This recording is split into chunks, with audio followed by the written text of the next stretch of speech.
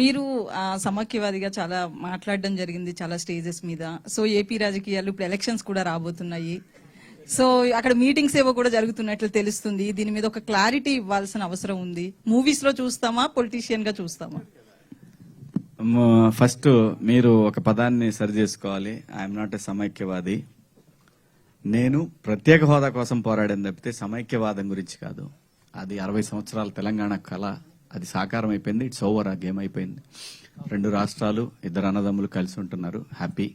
దాని తర్వాత ఎలక్షన్స్ వచ్చినా రాకపోయినా నేనైతే డైరెక్ట్ పాలిటిక్స్ లో ఎప్పుడు పాల్గొనేవాడిని కాదు, నాకు సంబంధం లేదు. నాకు రాజకీయాల కన్నా కూడా నా పిల్లల కోరిక, నేను యాక్ట్ చేయమన్నారు, నేను యాక్టింగ్ తప్ప ఇంకోటి చేయను.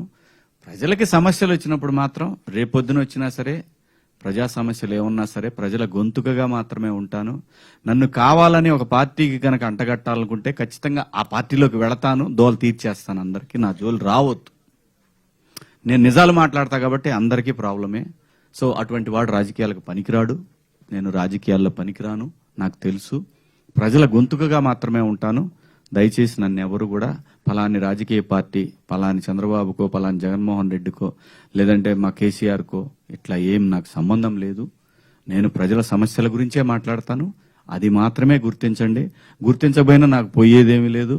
శివాజీ, శివన్న ఎప్పుడు ప్రజల గొంతుకే. ఆ గొంతుకు ఎప్పటికీ మోగబోదు. Until I die. I'm for the people, that's all.